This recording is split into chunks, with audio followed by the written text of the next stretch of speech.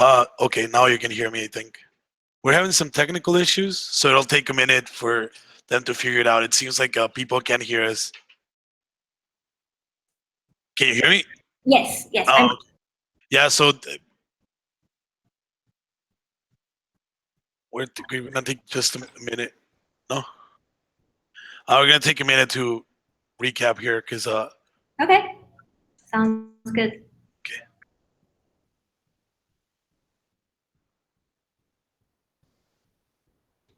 Are we okay now? Okay. So we were having some tech issues. Sorry for everyone there listening to us. We were recapping with Akistis and her team. I think you were saying um, that you have several offices and how you work. You Sure. want to take it off from there?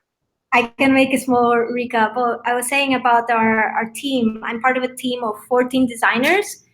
There's product designers and UX designers, and I'm one of the UX people helping the teams with UX work, with UX analysis, trying to make the travel user journey as much of a better experience as possible.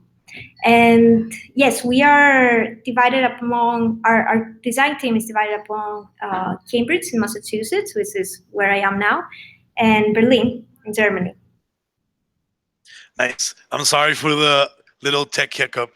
We're No. also, thank you, Lucky Steve. We're also part of a bigger team here at Nearsoft. As you can see, Paulette is there circled around an orange circle.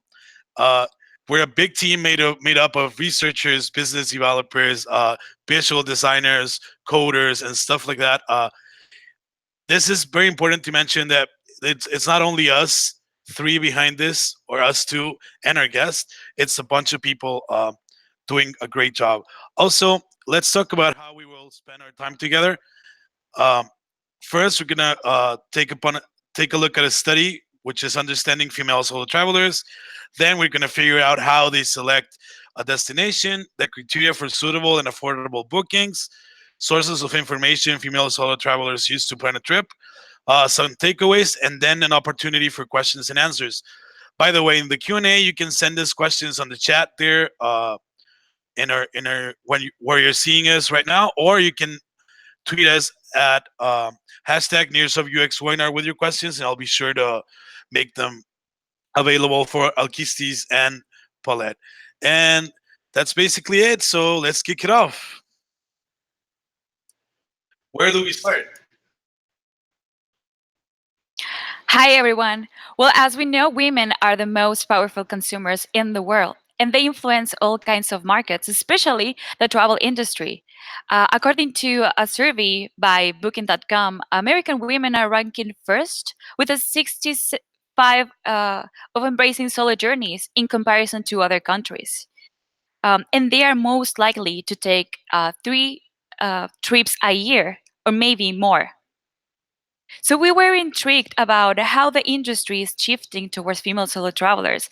So we decided to conduct some research. For this research, we interviewed 7 American female solo travelers, ranging from 25 to 40 years old, that were traveling at least 3 times a year. We wanted to find out how they plan and book their getaways. For this, we created a journey map, in, and we work it down into 3 stages. Our, as I said, our challenge was to identify gaps and pains they find in their journey of planning process, from this inspiration stage throughout the planning. We're going to start on the inspiration stage. That's where the magic happens. One thing we found out is that there's 2 type of users, 2 type of personas, and they manage their time very differently. We uh, we, we created these 2 categories to understand them better. There's the solo travelers who work around their schedule, and what they do is that they take to make a combination of days off with weekends and create what they call an extended long weekend. That is typically 4 to 5 days of a getaway. And then there's the female solo travelers that have more flexible jobs, like remote, like working remotely or by contract, and are most likely to go on international trips for 2 to 3 weeks at a time. Some also something that we found out that is really interesting is that some of them also worked from 3 to 4 months, and then they take an equal amount of time off. So that's why they have more time to make these international trips.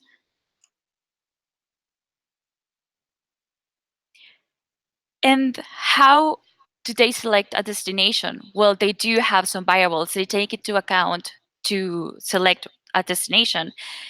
And there's actually three main variables. One of them is weather. Some destinations are a better fit on some certain season, like the Caribbean. That is better to visit on December to April when it's slightly cooler. Or maybe going on a hike in Peru that might be more enjoyable during the autumn. There's another a variable that it's really important. This is the big drive on how they select a destination, and it's a personal activity. It can be hiking or um, going on a yoga retreat or even food. So this is the big um, the big drive that they look for to select a destination. Like Tessa, who loves the outdoors and goes for destination that can offer her a great hike trail, like Machu Picchu in Peru. So depending on on the personal activity, they're gonna select a destination because that's where the trip revolves around. And most importantly, this is a final breaker: the cost. Um, they female solo travelers funnel down their options and finally decide on a destination based on flight prices at that time. And this is where the booking stage starts. So even though they take into account the flight prices at this time, they're not booked yet. They're not going to book yet. This is only to select a destination. And I know Kajak has already identified these variables. Alkistis, can you tell us a little bit more about this? Sure, Paulette. Thank you so much. I think these are very good identifiers of parameters that influence female solo travelers, but other travelers as well, which is the reason why we have certain tools that help facilitate these first stages of inspiration. And one of them is the Explore tool.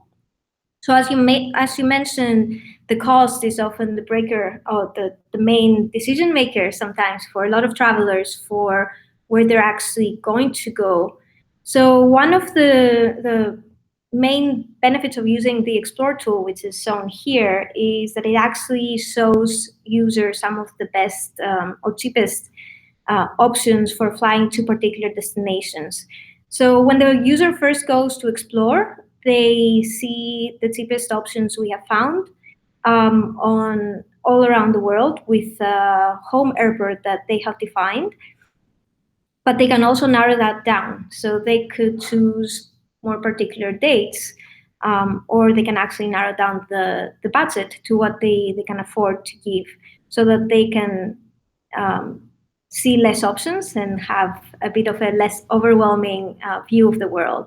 But another interesting thing is what you mentioned about activities. A lot of people make decisions on where to go actually based on personal activities. So if you see in this particular view, we organize certain destinations with categories.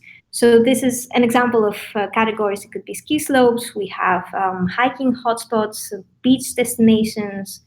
And this can be a first step not only for users who know what kind of activity they want, but also for users who need a step to start narrowing down their options. Maybe they can see something that is interesting to them, appealing, and start figuring out which parts of the world actually offer that.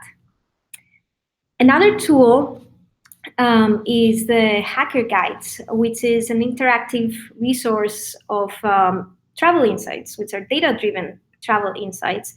And they're actually particularly for the upcoming year. So this is a screenshot from the Kayak hacker guide for Athens.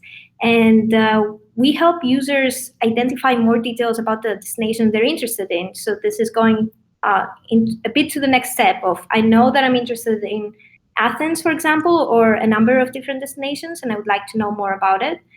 So in this particular example, you can see that we bring out the best flights we have found, the best price we have found, but also some details about how far ahead should they plan this. Like this graph is showing how the price progresses the closer you come to the actual flight dates. And another thing that you mentioned is weather, and this is indeed very useful for the travelers. So we have included weather and temperature and precipitation, which helps users make sure that they understand what they are planning. It makes sense that some destinations could have cheaper dates, cheaper flight tickets, for example, if it's on their cold season. But we want to make sure that the user understands what they're booking and they're making the best options for the trip that they want to have. So these are two of the tools that help do that.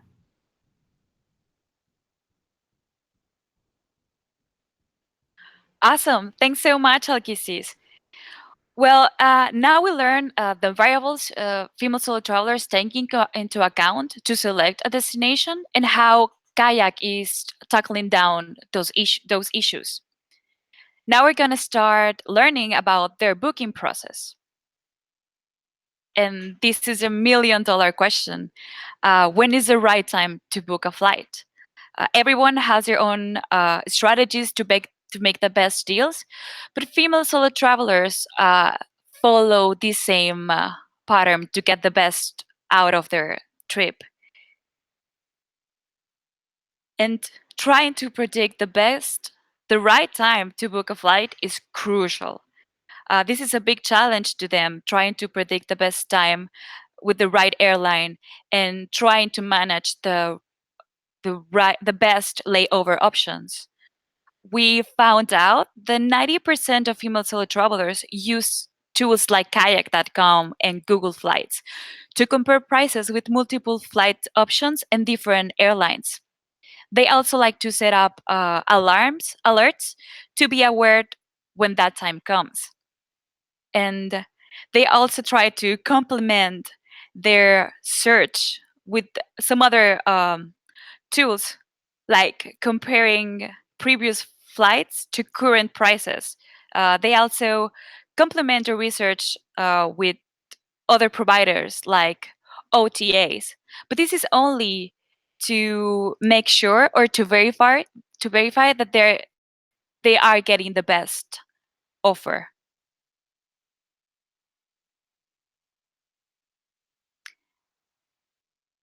And Kayak again is surprising us.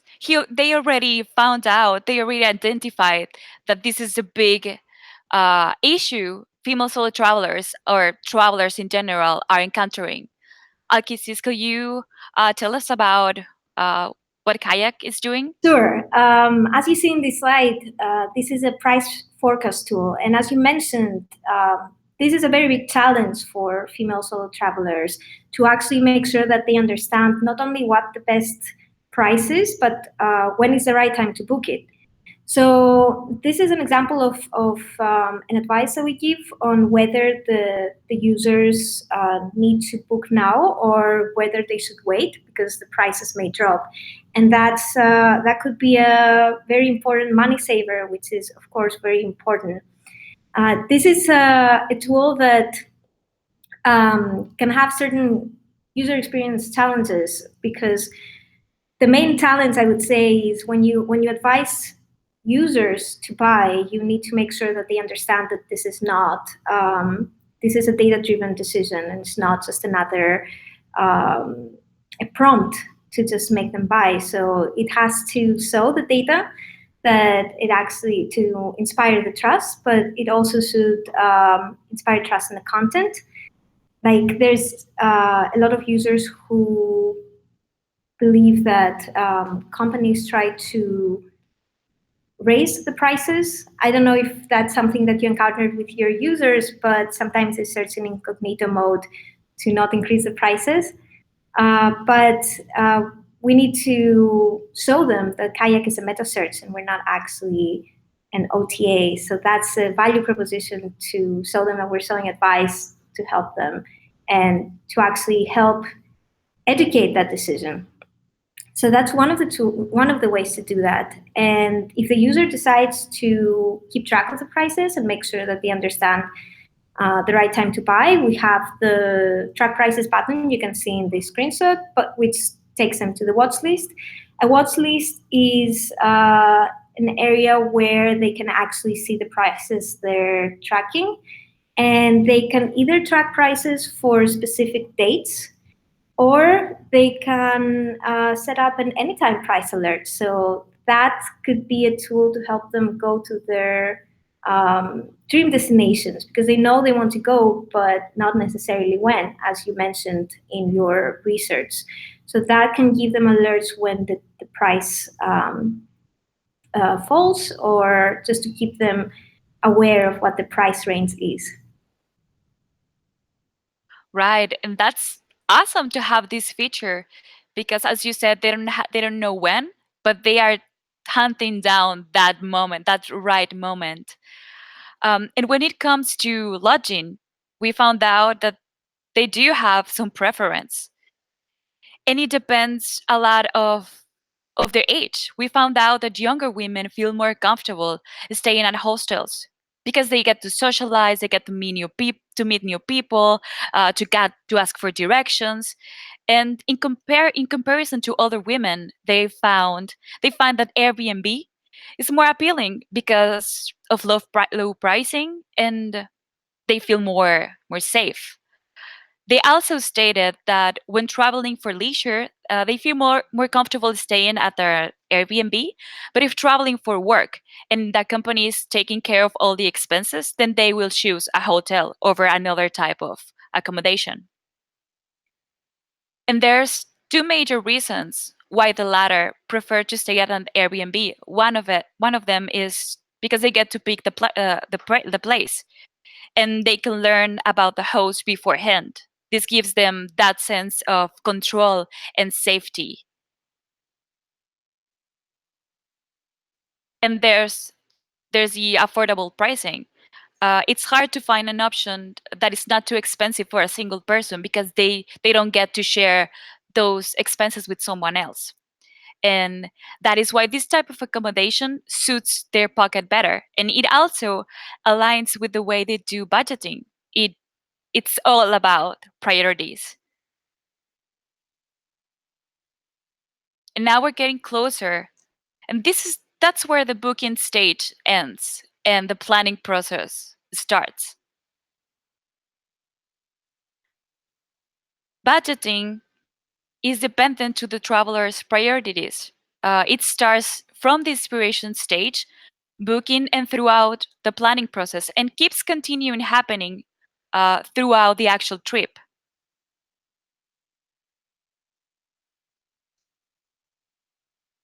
And differently as travel companies might think, female solo travelers do not have a specific uh, budget. They go on the go, and it's all about priorities. And it started since inspiration, where they were trying to decide where to go depending on the flight prices. Same here. They balance out the options, and they are satisfied as long as they have a vague idea of how much money they're spending. Their priorities can change on the go. Like like flight prices. If they spend too much on a flight, then they're not gonna splurge that much money on a hotel.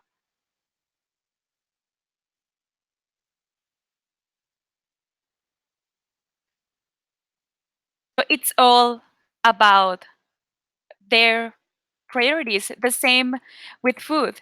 They may get a fancy meal, but then they then they are not gonna keep spending money on food. they're gonna be maybe trying to cook as much as possible, getting groceries, just so they can balance out how much money they're spending or they are charging to their credit card.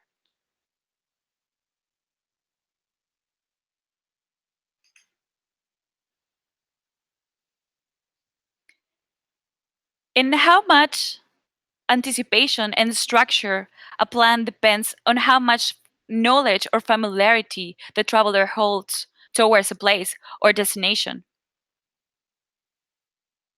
For domestic flights and second time visits, they feel like they don't need that much of a structure plan. They are good. Uh, they're okay just to have rough estimate of things they want to do in the place. In contrast to international trips that or first time visits, that they feel they are less familiar, and those type of trips are the ones that require a more detailed planning, especially because it's a different place, it's a different culture, different currency, and there's the language barrier. That's why they need to have everything figured out, where they're gonna go, how much, what they're gonna visit, what's theirs, what there's to do in the place. Everything is struck down. This also adds up to the fact that female solo travelers feel more comfortable going solo now than when they did when they were younger. They embrace their freedom and they go as they feel, because at the end, female solo traveling, it's about that. It's about breaking free. It's about doing what you want. It's about focusing on yourself and doing what you feel like. We found out the female solo travelers also start booking for flights and lodging for months to 2 weeks before departure. It depends a lot on how familiar they are towards a place and the duration of the trip. Part of the planning process is research, learning about the place, and it comes at the end of the planning process. For research, they used primarily Google search and TripAdvisor to learn about what each city has to offer and then decide what they want to do the most. They most likely they prefer to keep this information on their phones, on a Google sheet, or even track down the places they want to visit on a Google Maps. Women traveling solo prefer to get recommendations directly from people they know, whether it be family or friends that they have been in the place. And for reviews, they rely a lot on TripAdvisor and Lonely Planet. This is how they complement their whole research. And this stage keeps happening throughout the trip. It starts before they get there, but when they are in the place, they can still make more decisions and change the places they want to visit. There's not a strict plan they want to follow. They just know what they're gonna do, and when they're there, they might change it depending on how they feel that day. But I know Kayak has identified another journey map, so we might want to. Alkistis, do you want to help on that one? Sure. The journey map that I'm going to be talking about is quite similar to what you're describing. We try to organize all these tools and these moments where we can help the users and track them down to the specific step that they are actually at. So what you mentioned as inspiration, we've included in Discovery.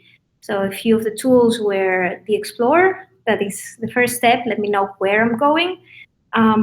The anytime price alert, I want to go there, just help me figure out when. And the hacker guides, I'm interested in going somewhere, I would like to learn more about it. So this is a step where the user is exploring their options as far as where to go and also when to go. And then is the next step, which is planning, and that's still kind of a fluid state, which could go back and forth between discovery and actually planning. But it's connected very much to actually initiating the booking process, right? So I want to book, so I need to know when is the right time to book.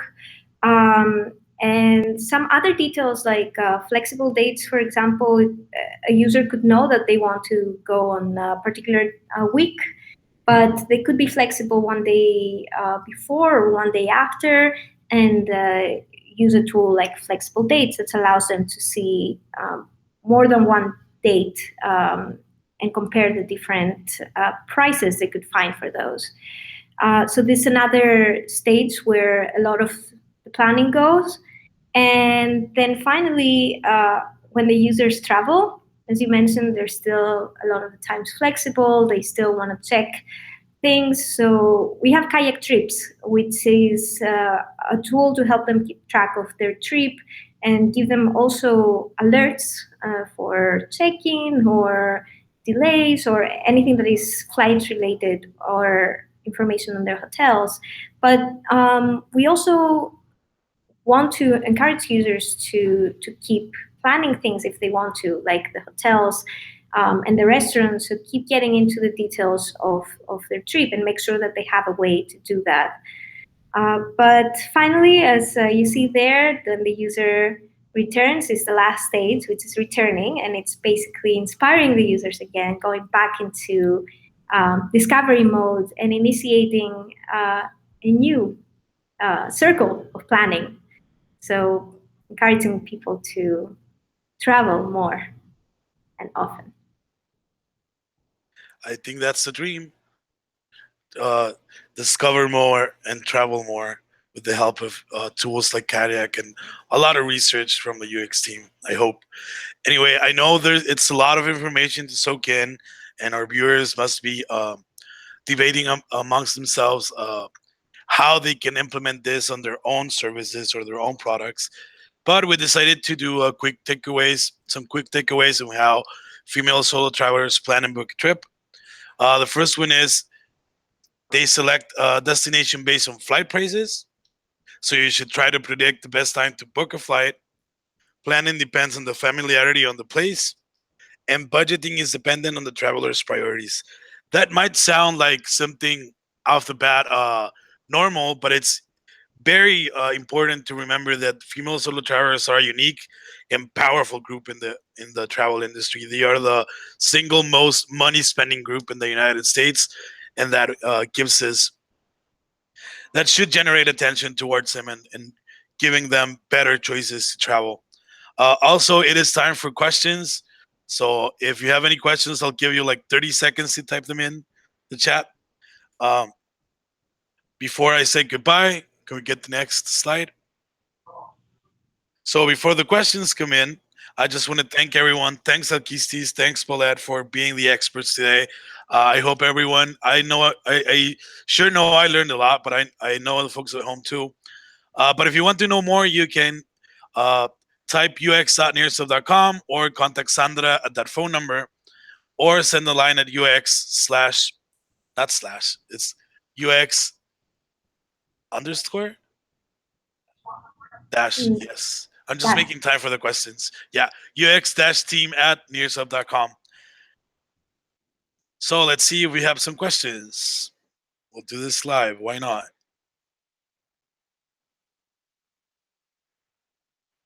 Give me a second. Okay, we have several questions. I'll let you, the experts, decide who's going to answer it. There's a question from Barsha. It says, could you please tell us more about the research process? What was the methodology selected?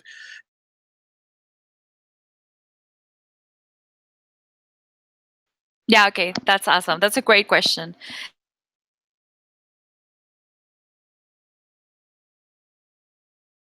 We recruited 7 users, and we ran these questions that we wanted to find out.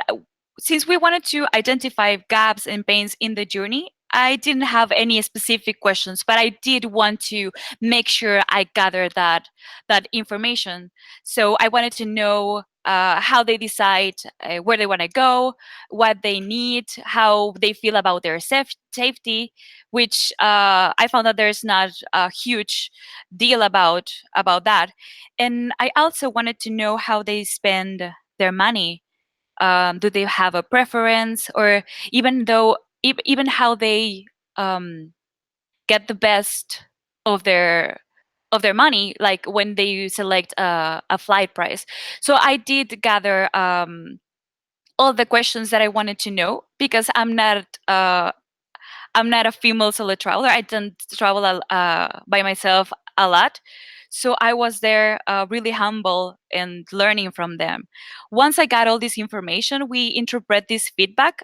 We did an affinity diagram that serves us to identify patterns that they follow. So that's how I gather all these insights. And once I finished this affinity diagram, then I created the journey map.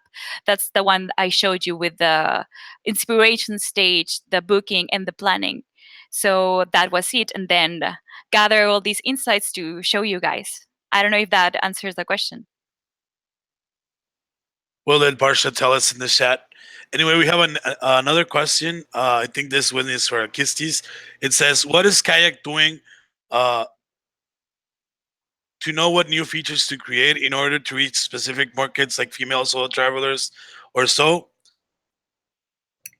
Yes, that's a great question. I think like Paulette was talking about the UX research and the way they talk to users. I think talking to users is the best way to identify what would be helpful to them.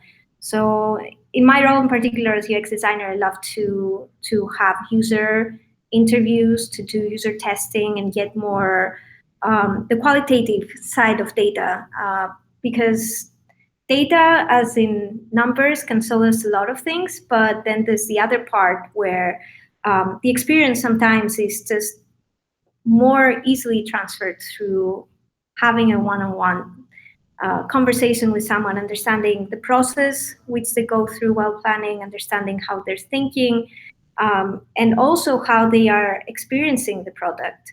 So how are they going about using features that already exist? Is there something that um, maybe doesn't make that much sense to them in this particular group, or is something that is particularly useful in their use case? So it's all about gathering this qualitative data and understanding the pain points, and all the opportunities to improve the experience. And of course, it's also gathering feedback from our users, from uh, messages that we directly receive. So that's also another source. But in my role and position, it's mostly talking on in the UX research context, one-on-one with users. So basically, it's researching and talking to people and being close to users. Huh? Exactly, and kayak users and also non-kayak users, people who are more or less familiar with the site. Yeah, that makes sense, especially if you want new users. Anyway, we had one last question from Elena.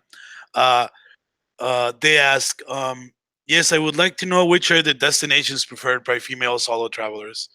I don't know if we can answer that question specifically or how they choose the destinations. If any of you want to tackle on that one. Can you repeat the question? I didn't listen to you very well.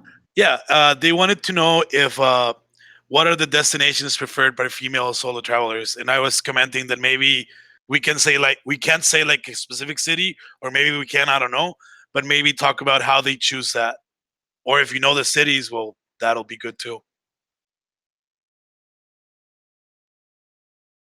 Well, that's a really interesting question. As we um, share with you, the destinations comes in second place, because the first drive uh, is a personal activity. In this case, like being an outdoor activity. It's a little interesting that what I found out is that most users love to visit South America, and especially when going for hiking. Peru is like the top destination, and Huaraz. So yeah, that's something that drives it. And also food. Like food is a big thing, and obviously it is.